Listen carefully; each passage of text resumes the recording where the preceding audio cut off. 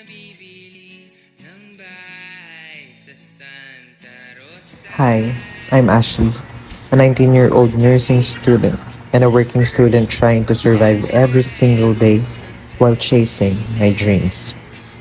People often say that college life is supposed to be fun and memorable, but for me, it became a constant cycle of responsibilities, exhaustion, and sacrifice. While others get rest after classes, my day is only beginning. I actually have two jobs. One is a call center agent working from home, where I spend sleepless nights answering calls, dealing with different kinds of people, and forcing myself to sound okay, even when I'm mentally and physically drained. The other one is working at a fast food restaurant, where I stand for hours with tired feet, dealing with long lines, rude customers, pressure, and endless workloads. Sometimes I go straight from school to work without even having enough sleep. It's not easy. There were nights when I cried quietly because I felt so exhausted. Nights when I questioned myself if I could still continue. Imagine reviewing for exams while fighting sleep because you just finished a shift. Imagine attending classes while your body aches from working the whole night before. Sometimes, I feel jealous of people who only need to focus on studying, while I have to think about deadlines, tuition, bills, transportation, and work schedules, all at the same time. And honestly, not everyone understands. Some people think working students are just strong, but they don't see the breakdowns behind closed doors. They don't see how hard it is to balance responsibilities when your body is already giving up.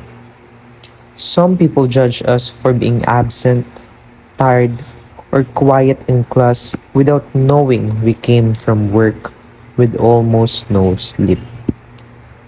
Others even say things like, bakit ka pa nagwo-work?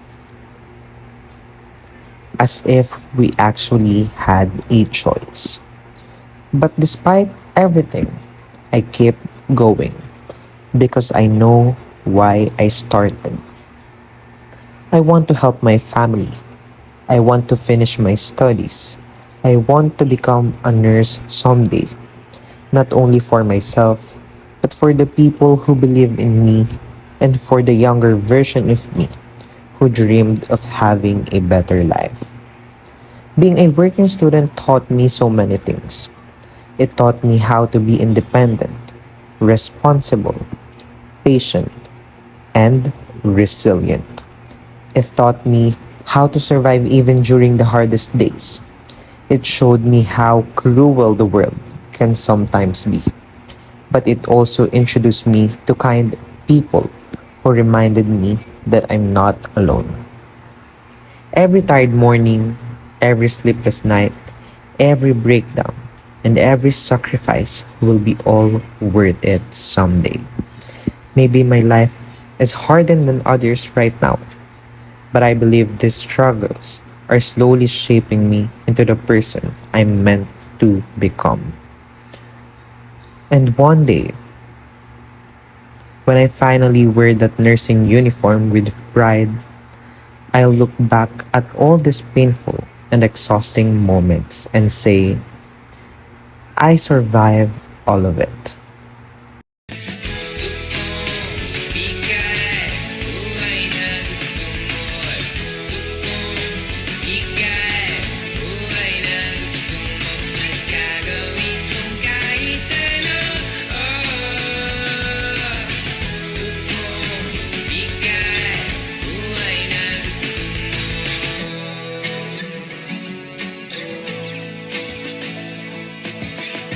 Balang araw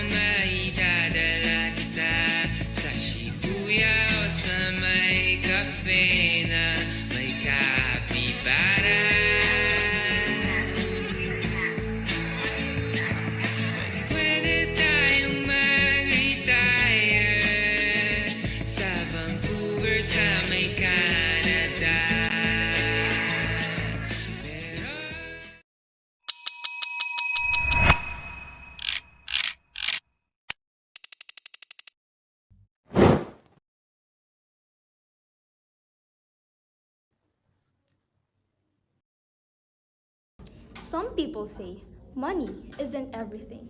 If it causes stress, is it really worth it? Well, that actually sounds nice.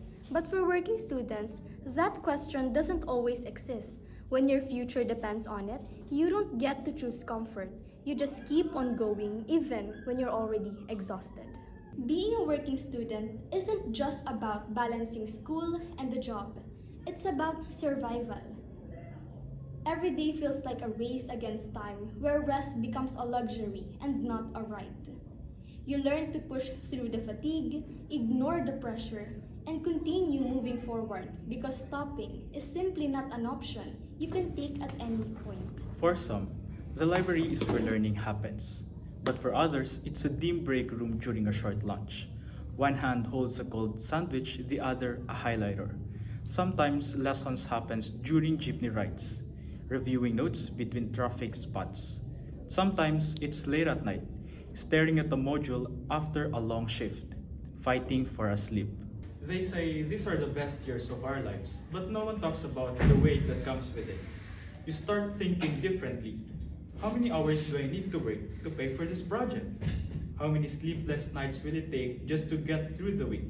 And still, people ask if it's still worth it in the end. But what they don't realize is that for many students, the alternative isn't a better life. It's no opportunity at all. Being a working student means living a double life. In one life, you're in class, awake and participating, trying your best even with only a few hours of sleep. In the other, you're at work, tired and counting the minutes until your next break. Wishing rest actually felt like rest. It is not easy. It never is. But somewhere along the way, you learn something deeper than what's written in books. Discipline stops being a choice and becomes a necessity. Strength is no longer optional, but something that life demands from you every single day without warning. So, no, this life isn't something to look down on. Because despite everything, the exhaustion, the pressure, the constant struggle, they still show up. Every class, every shift, every single day. And maybe that's what makes it worth it. Not because it's easy, but because they keep going anyway. Because at the end of the day, it's not just about surviving. It's about holding on to hope that tomorrow will be better. It's about believing that all the sacrifices will lead somewhere meaningful.